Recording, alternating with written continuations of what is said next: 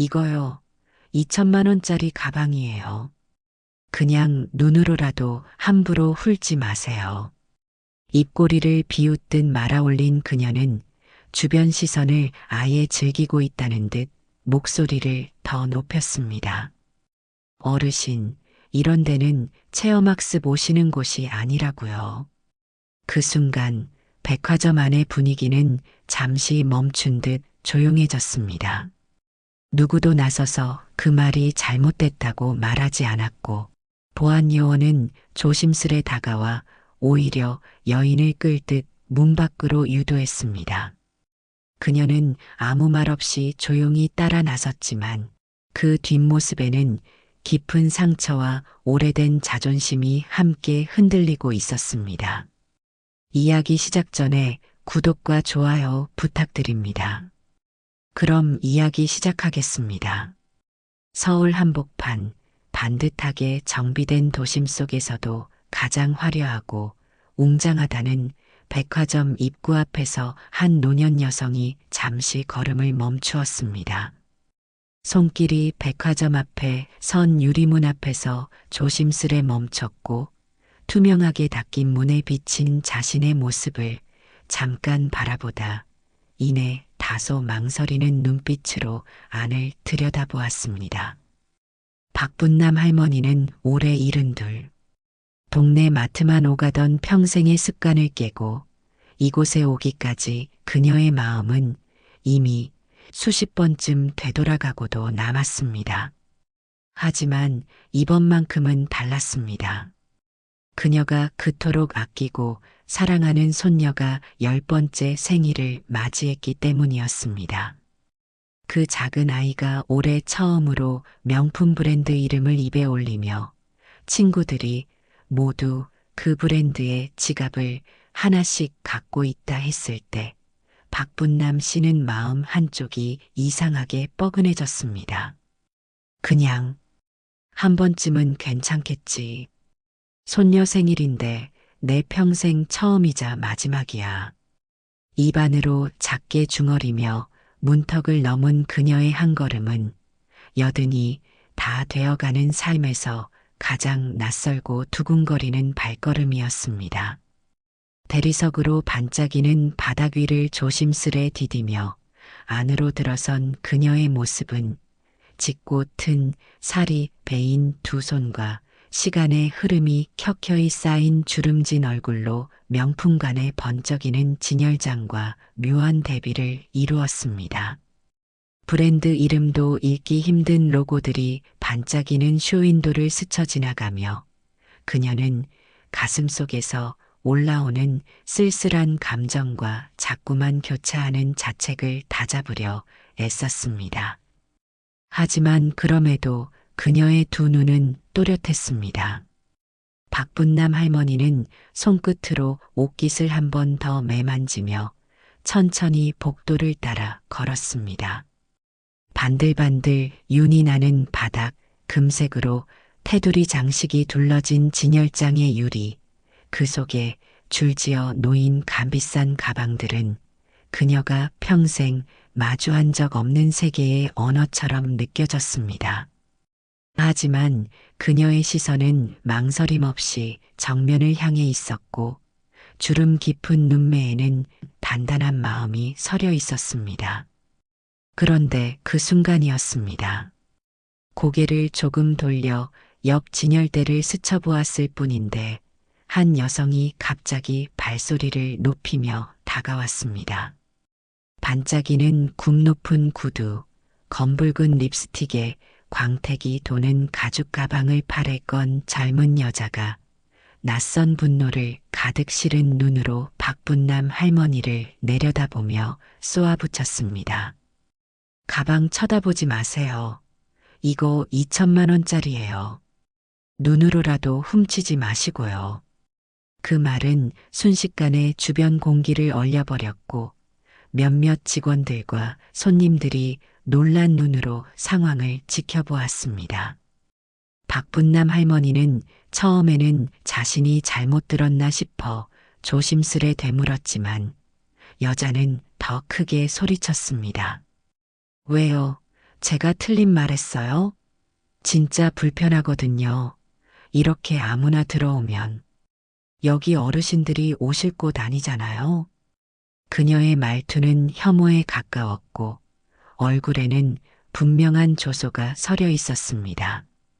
박분남 할머니는 잠시 숨을 고르며 입술을 달싹였지만 말끝이 쉽게 나오지 않았습니다. 매번 시장에서는 넉넉지 않아도 서로 덕담을 주고받던 그 삶이 익숙했던 할머니에게 이런 막무가내의 언사와 멸시는 가슴 깊숙이 생소한 충격으로 밀려왔습니다. 나는 그냥 손녀 생일이라서 뭐라도 하나 사주려고. 박분남 할머니는 잠시 제자리에서 얼어붙은 듯 서 있었습니다. 손끝으로 살며시 쥐고 있던 작은 비닐봉지가 바닥에 닿아 찰랑이는 소리를 냈지만 그마저도 고요한 긴장 속에 삼켜졌습니다. 순간 앞에 선 젊은 여자의 목소리가 뾰족하게 공중을 가르며 다시 퍼졌습니다. 저 패션 MD 서윤진입니다. 인플루언서라고요. 오늘 협찬 받으러 온 건데 이런 일이 생기면 브랜드 이미지에 큰 타격이에요. 사방의 눈이 박분남 할머니를 향해 모였습니다. 아이 손을 잡고 지나던 엄마는 잠시 걸음을 멈췄고 백화점 직원 한 명은 핸드폰을 조심스레 꺼내 사진을 찍는 듯한 손짓을 했습니다. 누군가는 귓속말을 주고받았고 누군가는 고개를 절레절레 흔들었습니다. 하지만 그 누구도 나서서 상황을 막거나 중재하려 하지 않았습니다. 얼굴에 붉은 기가 번진 채 할머니는 서서히 눈을 깔았습니다. 억울함보다 먼저 밀려온 것은 창피함이었고 그 뒤를 따라온 감정은 지독한 외로움이었습니다. 그녀는 그저 가방을 쳐다본 것뿐이었습니다. 손도 대지 않았고 말도 섞지 않았으며 그 자리에 들어서면서 단 한 번도 예의를 잃지 않았습니다. 그럼에도 돌아오는 것은 치욕뿐이었습니다. 잠시 후 어딘가에서 연락을 받은 보안 요원이 급히 다가왔고 사람들 사이를 헤집으며 말했습니다. 여기서 소란 일으키시면 안 됩니다. 고객님, 죄송하지만 잠시만 밖으로 나가주시겠어요. 고객이라는 말이 오히려 모욕처럼 들렸습니다. 그녀를 단 한 번도 고객으로 보지 않았다는 듯한 표정이었습니다. 한쪽 팔을 조심스레 잡아 이끄는 보안 요원의 손길은 겉으로는 정중했지만 그 속에는 분명한 경계심이 배어 있었습니다. 박분남 할머니는 말없이 고개를 끄덕이며 천천히 그리고 아주 작게 떨리는 걸음으로 그 자리를 빠져나갔습니다. 등 뒤로 서윤진이라는 여자의 비웃음 섞인 목소리가 따라왔습니다. 괜히 이런 데 오셔서 민폐만 끼치시네. 백화점의 자동문이 무겁게 열리고 봄바람이 스쳐 지나갔습니다. 햇빛이 비치는 길가에서 박분남 할머니는 한동안 움직이지 못했습니다. 사람들의 시선이 등 뒤에 남은 듯 어깨가 자꾸만 움츠러들었고 주름진 손으로 한복의 소매를 다잡으며 겨우 숨을 고르기 시작했습니다. 그녀는 자신도 모르게 중얼였습니다. 내가 뭘 그렇게 잘못했나? 아무도 대답하지 않는 거리에서 바람만이 그녀의 등을 가볍게 스쳐 지나갔습니다. 그날 오후 박분남 할머니의 마음 한켠엔 오래도록 지워지지 않을 상처가 남았습니다. 자동문이 닫히는 소리에 뒤돌아볼 틈도 없이 박분남 할머니는 건물 앞에 벤치로 천천히 걸어갔습니다. 마치 자신의 존재가 눈에 띄지 않기를 바라는 듯 그 발걸음은 더없이 조심스러웠고 한 걸음 한 걸음마다 참아내던 숨이 묻어났습니다. 햇살은 유리창을 타고 내려와 벤치 주변을 따뜻하게 덮고 있었지만 그녀의 두 어깨는 여전히 봄 기운을 막아설 정도로 굳어 있었습니다. 한복 치맛자락을 반듯하게 접어 무릎 위에 얹은 그녀는 두 손을 무릎 위에 모으고 가만히 앉아 있었습니다. 바로 그때였습니다. 저기요, 괜찮으세요? 낯선 목소리에 고개를 천천히 돌리자 주차장 쪽에서 모자를 눌러 쓴 청년이 조심스레 다가오고 있었습니다. 백화점 로고가 찍힌 조끼에 이름표가 달려 있었고 준서라는 이름이 또렷하게 보였습니다. 그는 잠시 주춤거리더니 손에 들고 있던 종이컵을 조심스럽게 내밀었습니다. 뜨거운 커피예요. 무슨 일 있으신 것 같아서요. 실례가 안 된다면 잠깐 쉬셨으면 해서요. 박분남 할머니는 잠시 아무 말 없이 그 청년을 바라보았습니다. 누군가 그녀의 눈을 똑바로 바라봐 준 것이 그 짧은 순간조차 오랜만이었기 때문이었습니다. 마치 그 눈동자 안에는 이곳의 소음이나 욕설이 아닌 사람에 대한 진심이 담겨 있는 듯 느껴졌습니다. 손끝이 조심스레 종이컵을 감싸 쥐었고 따뜻한 온기가 손바닥을 타고 심장 깊숙한 곳까지 스며들었습니다. 커피 향이 천천히 올라왔고 순간 울컥하는 감정이 목구멍 끝까지 차오르려 했지만 할머니는 애써 웃으며 입을 열었습니다. 이런 것도 주는구먼. 고마워요. 난 그냥 손녀 생일이라 뭘 하나 사줄까 해서. 말끝이 흐려졌습니다.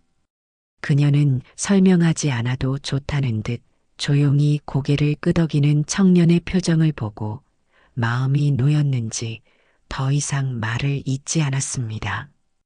대신 커피를 들고 조심스레 한 모금 삼키며 작은 한숨을 내쉬었습니다. 준서라는 이름의 그 청년은 잠시 그녀 곁에 서 있다. 아무 말 없이 주머니에서 꺼낸 휴지 한 장을 손에 쥐어주었습니다. 그의 동작엔 어떠한 동정도 없었고 오직 배려와 존중이 담겨 있었습니다. 그날 백화점에서 쫓겨난 박분남 할머니의 하루 속에 세상은 아직 다 차가운 것만은 아니라는 걸 조용히 일깨워준 손길이 있었습니다. 그것은 커피 한 잔이 아니라 사람 한 사람의 온기였습니다. 벤치 끝에 앉아있던 박분남 할머니는 커피잔에 미지근해진 온기를 손바닥으로 다시 느끼며 조용히 웃음을 머금었습니다. 주차장 청년 준서가 자리를 비운 뒤에도 한참 동안 그녀는 백화점의 높은 유리벽을 바라보며 가만히 생각에 잠겨 있었습니다. 그리고는 어느 순간 아주 조용한 목소리로 중얼이듯 말을 꺼냈습니다. 내가 이래 봬도 옛날엔 여기서 일하던 사람이었어. 그 말은 누군가를 향한 설명이기보다는 자신의 마음을 향한 확인처럼 들렸습니다. 눈빛은 허공을 향했지만 그 속에 선명히 떠오른 것은 40여 년 전 이 자리에 처음 백화점이 문을 열던 시절의 풍경이었습니다. 유니폼 대신 재봉틀 앞에서 손수 만든 실크 스카프를 메고 브랜드 하나하나를 직접 기획하던 그 시절, 박분남은 직원이기보다는 설계자였습니다. 아무것도 없던 공간에 의미를 짓고 사람들을 모으고 신뢰를 쌓고 이름 없는 상표에 가치를 불어넣던 누구보다 치열했던 젊은 날의 자신이었습니다. 그땐 하루에 계단만 수십 번을 오르내렸지. 내 손으로 매대를 세우고 고객 응대 교육까지 다 했는데 이제 와선 가방 쳐다봤다고 쫓겨나게 생겼구먼. 그녀의 눈가의 주름은 웃음인지 서글픔인지 분간이 어려웠지만 그 한마디에는 시간의 무게와 세월이 담겨 있었습니다. 그녀가 마주한 모욕 앞에서도 품위를 잃지 않은 이유, 그 모든 말과 시선에도 흔들리지 않고 조용히 백화점을 나온 이유는 그녀 안에 흐르고 있는 자신이 걸어온 시간이란 깊은 강을 누구보다 잘 알고 있었기 때문이었습니다. 그녀는 아직 아무도 모르는 이야기를 이제 다시 꺼낼 준비를 하고 있는 듯 보였습니다. 이튿날 아침, 박분남 할머니는 평소보다 일찍 눈을 떴습니다. 창문 너머로 들어온 햇살은 유난히 밝고 따스하게 방 안을 채우고 있었고, 할머니는 무심코 두 팔을 벌려 기지개를 켰습니다. 그런데 문 앞에서 바스락거리는 소리가 들려왔고, 조심스레 문을 열어보니 작은 하얀 봉투 하나가 고요히 놓여 있었습니다. 금빛 테두리가 둘러진 봉투는 손에 닿자마자 단단하고 묵직한 느낌을 주었고, 봉투를 조심스럽게 열어본 순간 그 안에는 붉은 양각 글씨로 박분남 여사님 귀하라고 적힌 고급스러운 초대장이 들어 있었습니다. 백화점에서 주최하는 브랜드 30주년 VIP 초청 행사였고, 분명 이름 석자가 정중하게 인쇄되어 있었습니다.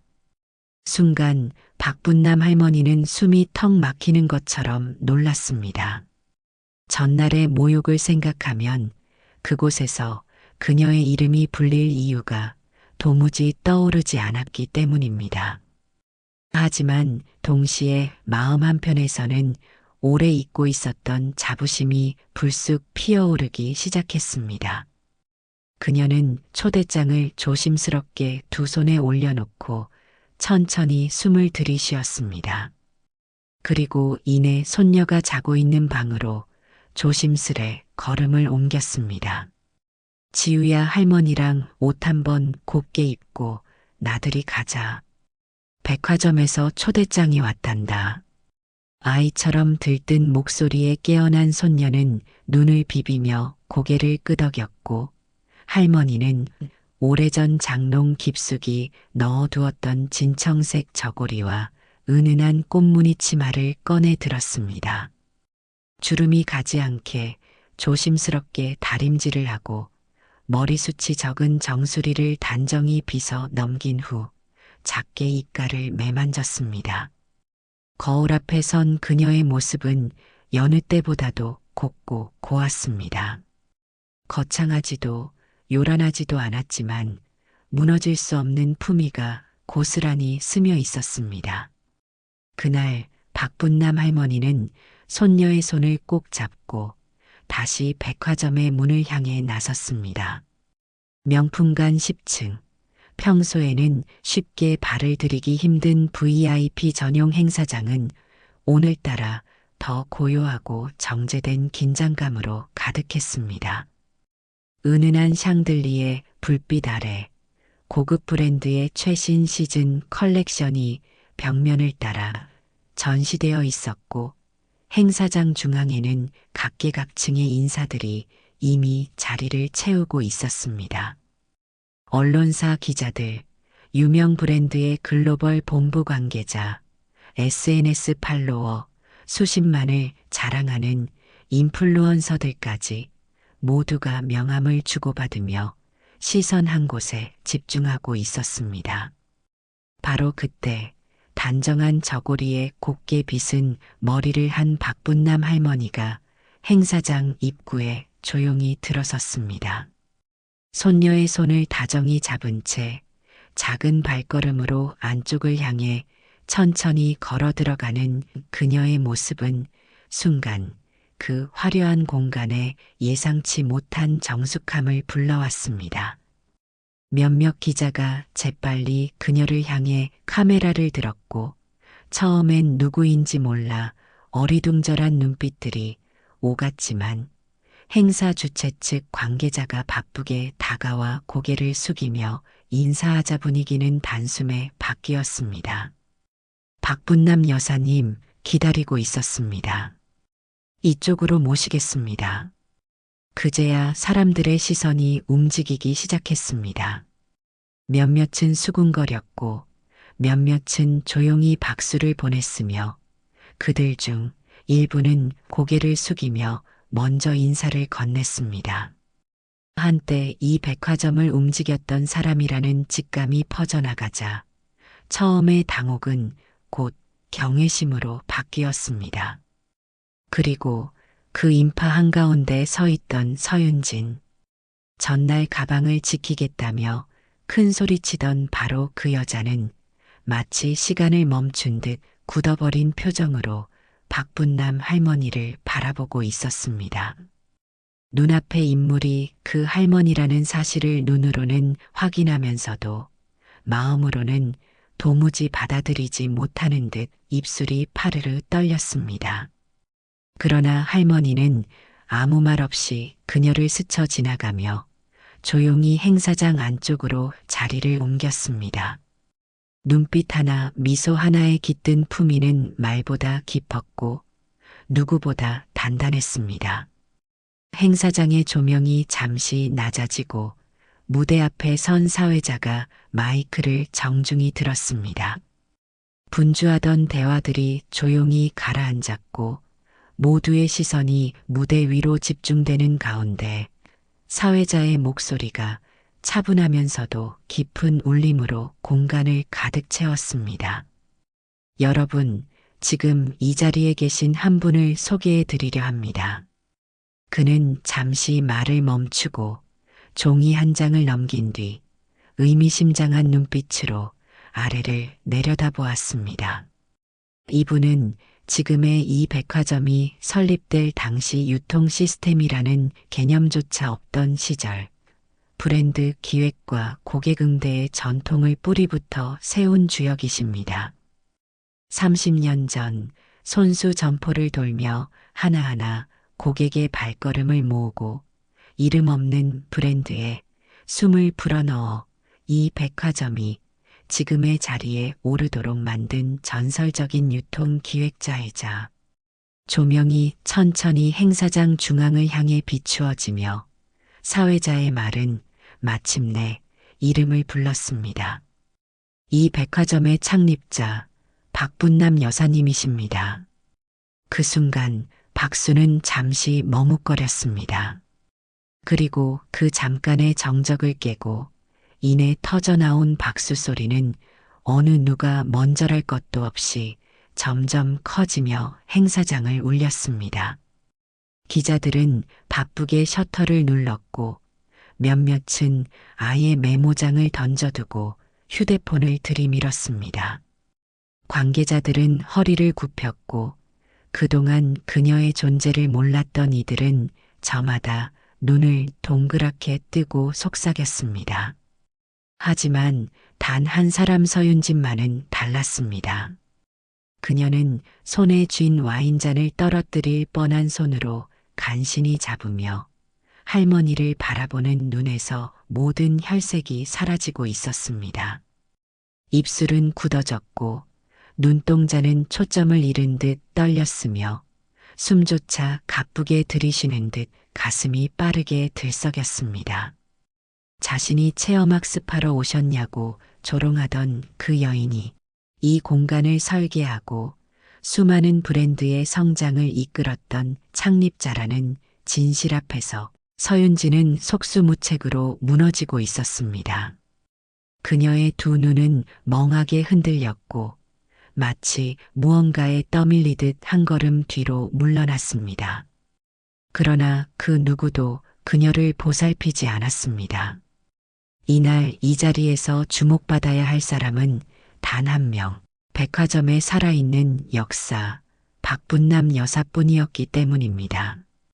박수갈채가 차츰 잦아들 무렵 사회자는 마이크를 살짝 내리며 무대 아래에 앉아있던 박분남 여사에게 조심스럽게 눈짓을 보냈습니다. 사람들의 시선이 그녀에게로 다시 모였고 박분남 할머니는 잠시 자리에서 일어섰습니다. 손녀의 작은 손을 가볍게 놓고 천천히 무대 앞으로 나아가는 걸음은 단단하고 당당했습니다. 마이크 앞에 선 그녀는 잠시 숨을 고르듯 관중을 바라보았습니다. 눈앞에는 정장을 입은 기업가들, 핸드백을 든 인플루언서들, 정돈된 기자들까지 전날 자신을 외면하고 혹은 스쳐 지나갔던 이들이 모두 앉아 있었습니다. 그리고 그들 사이 얼굴이 하얗게 질린 서윤진이 자리에서 꼼짝도 하지 못한 채 시선을 내리깔고 있었습니다. 분남은 굳이 그녀를 향해 손가락질하거나 목소리를 높이지 않았습니다. 오히려 아주 담담하고 조용한 어조로 마치 오래된 진리를 읊듯 입을 열었습니다. 저는 어제 있었던 일을 기억합니다.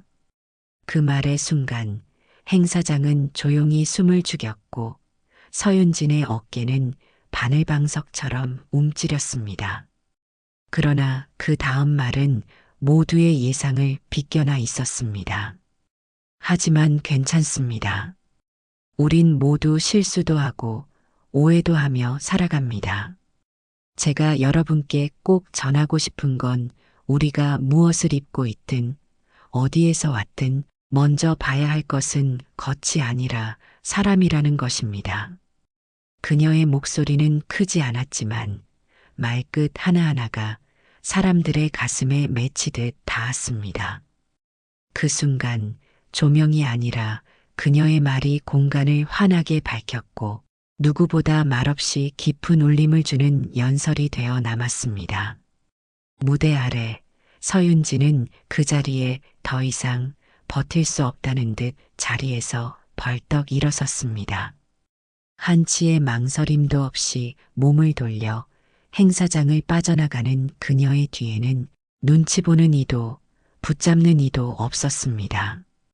그녀는 말 그대로 도망치듯 그 공간을 떠났고 그 자리에 남은 박분남 할머니는 아무 말 없이 그저 손녀를 다시 바라보며 잔잔한 미소를 지었습니다.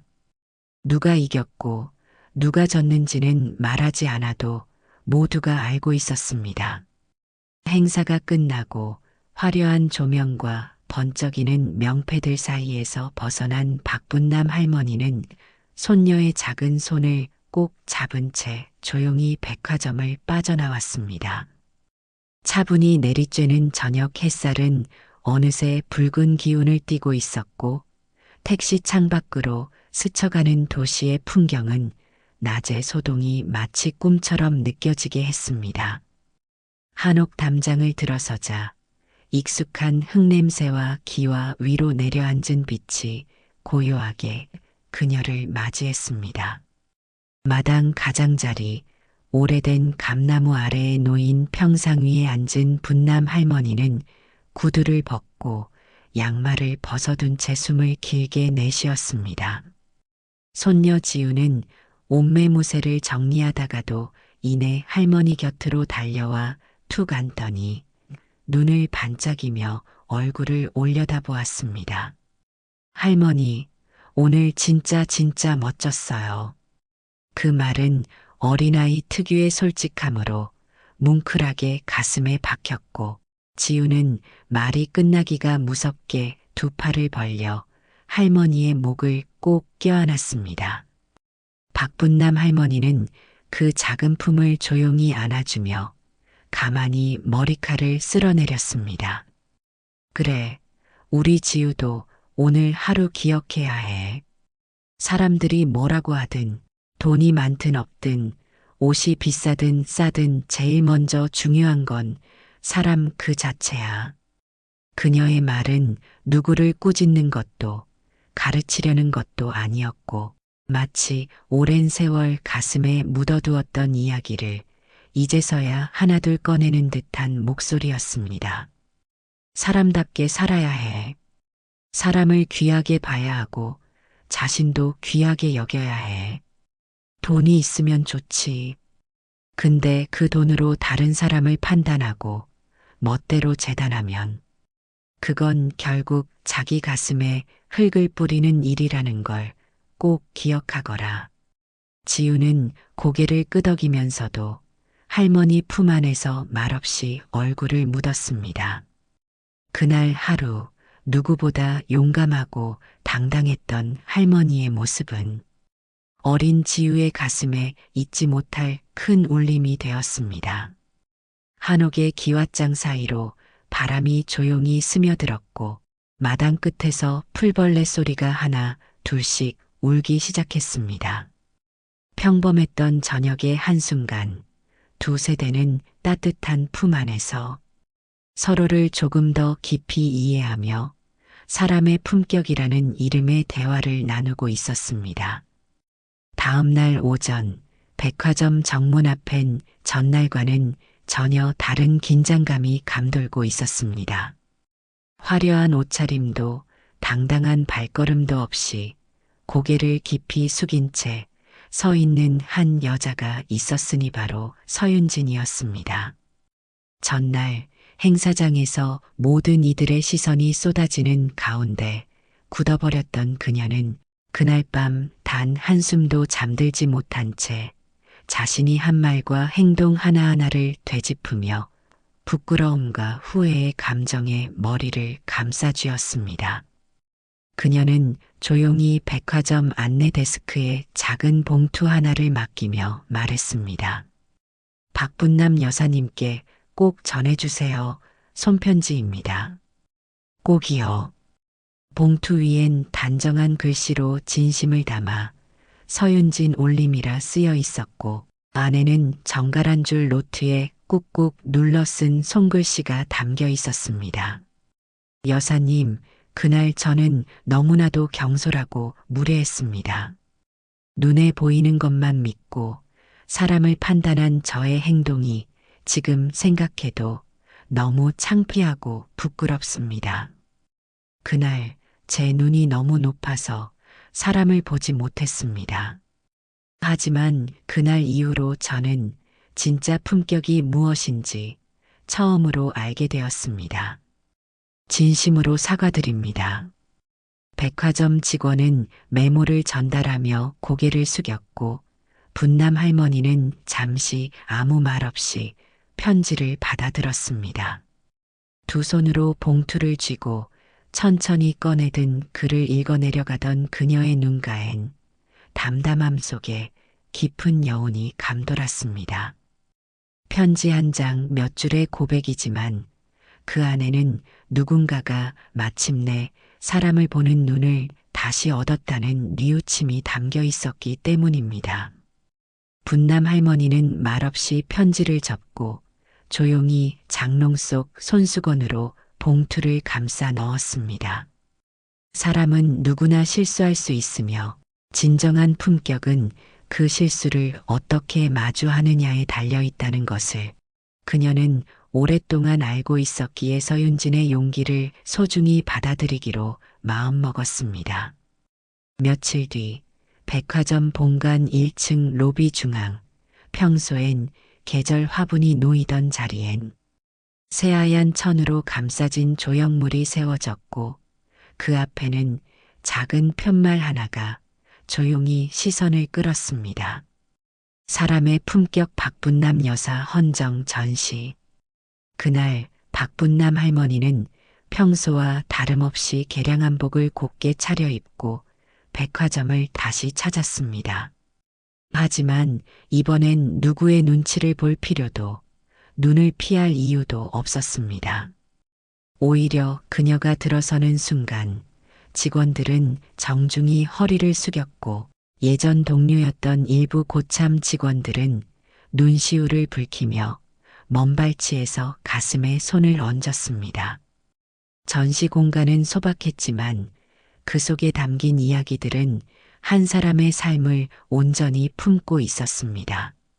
30년 전 백화점 창립 당시 그녀가 직접 썼던 브랜드 전략 메모, 신입 직원들에게 교육하던 손글씨 지침서, 그리고 무엇보다도 그녀가 유통업계에서 남몰래 도와준 중소 브랜드들의 감사 편지까지 그 모든 기록이 조용히 하지만 강하게 사람들의 마음을 두드렸습니다.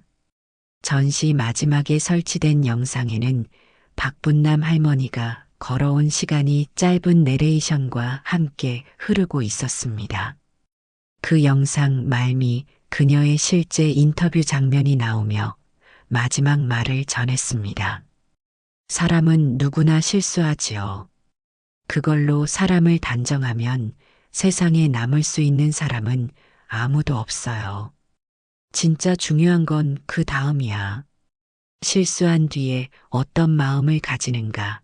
그게 그 사람의 품격이랍니다. 그 장면에서 사람들은 조용히 숨을 멈췄고 누군가는 눈가를 닦았습니다. 영상이 끝나자 백화점 로비엔 박수가 울려 퍼졌고 그 중심엔 조용히 서 있는 박분남 여사가 있었습니다. 이제 누구도 그녀를 의심하지 않았고 누구도 그녀를 함부로 대하지 않았습니다. 그녀의 삶은 번쩍이는 명품보다 더 단단했고 그 이름은 이제 이 백화점의 역사이자 자부심이 되었습니다.